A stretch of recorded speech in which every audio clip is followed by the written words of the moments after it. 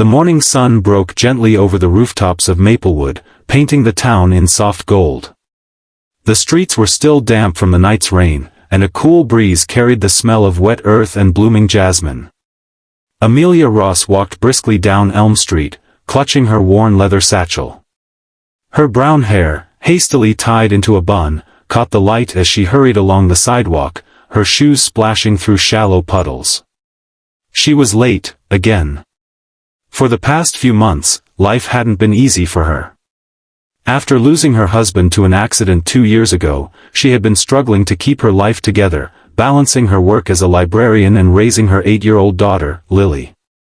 Money was tight, bills kept piling up, and her car had broken down the previous week. But she never let her troubles show when Lily was around. She'd smile, read her bedtime stories, and tell her that everything would be fine, even when she didn't quite believe it herself. That morning, as she reached the library's entrance, she noticed an old man sitting on the bench by the gate. His clothes were faded, his gray beard unkempt, and beside him rested a small duffel bag. His eyes, though tired, were kind. She hesitated for a moment. She had seen him there before, quietly feeding the pigeons or simply watching people go by. Most ignored him, assuming he was another homeless wanderer. Amelia almost did too, until she saw the way he smiled at a little boy who offered him half a sandwich.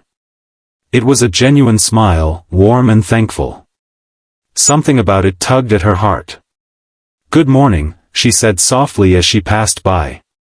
The man looked up, startled, and then nodded. "Good morning, miss. Beautiful day, isn't it?"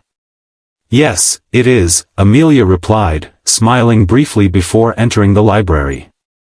All morning, she couldn't stop thinking about him. Something about his eyes reminded her of her father, gentle and patient, even when the world had been harsh. During her lunch break, she packed an extra sandwich and a thermos of tea and walked outside. The old man was still there, gazing at the passing cars. "Hi again," she said, offering the food. "You look like you could use this." He blinked in surprise.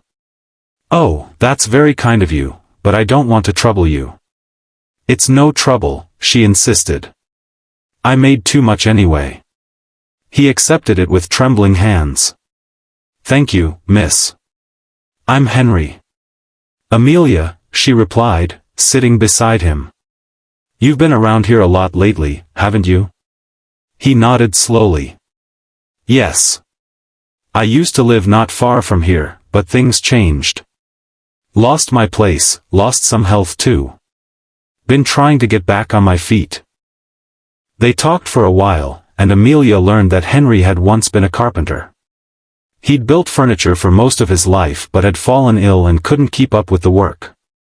When his wife passed away, he'd sold his home to pay medical bills and eventually found himself with nowhere to go. His story was full of pain, yet he spoke without bitterness. When her lunch break ended, Amelia returned to work, her mind heavy with thought. That night, she told Lily about Henry while tucking her into bed. "Mommy, maybe we can help him," Lily said with wide, hopeful eyes. "You always say kindness makes the world better." Amelia smiled faintly. "Yes, it does. Maybe we can." The next day, she brought Henry a small blanket and an extra sandwich. Over time, their conversations grew longer. He told her stories about the furniture he'd built, tables for families, cribs for newborns, cabinets that still stood strong in homes he once visited. In return, Amelia told him about the library and about Lily, who loved to read fairy tales and draw pictures of castles. Weeks passed, and the town began to change with the season. The maple trees lining Elm Street turned brilliant shades of orange and gold. Amelia's friendship with Henry didn't go unnoticed. Some townsfolk whispered that she was wasting her time. Others admired her kindness but didn't dare to follow her example. Then one rainy afternoon, Henry didn't appear at his usual bench. Amelia looked for him the next day, and the day after, but he was nowhere to be found. Worry gnawed at her. Finally, she went to the local shelter and asked around. "He was here 2 nights ago," said the woman at the counter. "Came in shivering with a fever. We called an ambulance. They took him to St. Mary's Hospital." Amelia felt her chest tighten.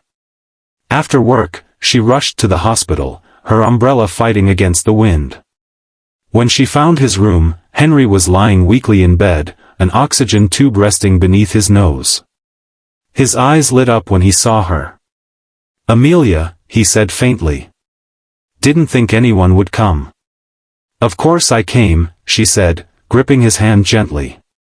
"You scared me." He smiled weakly. "Didn't mean to. Guess the old body's finally catching up with me."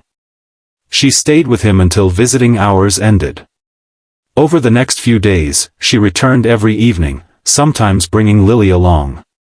Lily brought him drawings, flowers, sunshine, and smiling faces. Henry called her "little artist" and said her pictures brightened his room. But as winter crept closer, Henry's condition worsened. One night, he told Amelia about a small box in his duffel bag. "Inside," he said, "is something for you and Lily. A thank you, for reminding me what kindness feels like." She opened it after he fell asleep. Inside was a small, hand-carved wooden heart, polished smooth and warm to the touch. On it were engraved the words, "Kindness always finds its way home." Tears filled her eyes. A week later, Henry passed away peacefully in his sleep. The news left Amelia and Lily heartbroken. Few attended his funeral, mostly staff from the shelter, a nurse from the hospital, and Amelia with her daughter. The small service was quiet, but the love in that little gathering felt immense. Afterward, Amelia couldn't stop thinking about what Henry had said, about kindness finding its way home. She felt she couldn't just let his memory fade away. That night, as snow began to fall outside, she sat at her kitchen table with a cup of tea and a notebook. An idea began to form. Within a few weeks, the Kindness Corner was born, a small community program she started at the library. The idea was simple, a place where people could leave notes of encouragement, offer help, or share small acts of generosity. She put up a wooden box by the entrance labeled "Where Kindness Leads." Soon, it became more than a box. People began donating old clothes, books, and meals for those in need. Children left drawings, adults left thank you notes, and strangers became friends through their shared compassion. What began as one woman's small act of kindness grew into something that touched the entire town. Months later, the mayor himself visited the library to see what everyone was talking about. He was moved by what he found, an entire wall covered in colorful notes, each one a story of someone helping another. There was a note from a man who had received food when he couldn't afford groceries, another from a girl who said the kindness box gave her hope when she felt invisible. "Ms. Ross," the mayor said, shaking her hand, "you've started something extraordinary here." Amelia smiled softly. "It wasn't me alone. It started with someone who taught me what kindness really means." As spring returned, the town began to feel lighter, brighter somehow. People smiled more, stopped to help one another, and treated strangers like neighbors. One afternoon, as Amelia closed up the library, she noticed a man standing near the "Where Kindness Leads" box. He looked lost and tired, much like Henry had that first morning. She walked over with a gentle smile. "Hello," she said. "First time here?" The man nodded. "Yeah. Just passing through. Saw the sign outside and thought I'd take a look." "Well, you're welcome to leave a note or take one," she said. "Sometimes a few words can mean the world." He picked up a folded piece of paper from the box, read it, and smiled faintly. "It says, 'No act of kindness is ever wasted.' I like that." "So do I," Amelia said. He looked at her curiously. "Did you start this?" She hesitated, glancing at the carved wooden heart she wore as a pendant around her neck. "Not exactly," she said. "Someone kind showed me where kindness leads. I just followed." As the man left, Amelia stood quietly by the door, watching the sunlight filter through the windows, illuminating the colorful notes on the wall. She thought of Henry and how a simple act, a sandwich, a smile, a conversation, had set everything in motion. Later that evening, when Lily ran into her arms after school, Amelia lifted her high and twirled her around. "Guess what?" Lily giggled. "My teacher said I was kind today." Amelia smiled. "I'm not surprised." And as they walked home, hand in hand, the streets of Maplewood seemed to glow with quiet warmth. Each passing face seemed softer, every greeting a little kinder. That night, Amelia placed a new note into the box. It read, "Kindness doesn't need a reason. It only needs a heart willing to begin." Years later, the Kindness Corner would become a movement spreading far beyond Maplewood. People from other towns wrote letters asking how to start their own. Children grew up remembering the box at the library, the place where they learned that kindness could change the world. But for Amelia, it was always personal. Every time she saw someone smile, every time she watched a stranger help another, she thought of Henry. His voice echoed softly in her heart, "Kindness always finds its way home." And indeed, it had.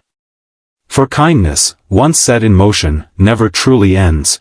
It leads us forward, connects hearts, and reminds us that even the smallest gesture can illuminate the darkest corners of life. And in that light, humanity finds its truest reflection. Because in the end, we all find ourselves where kindness leads.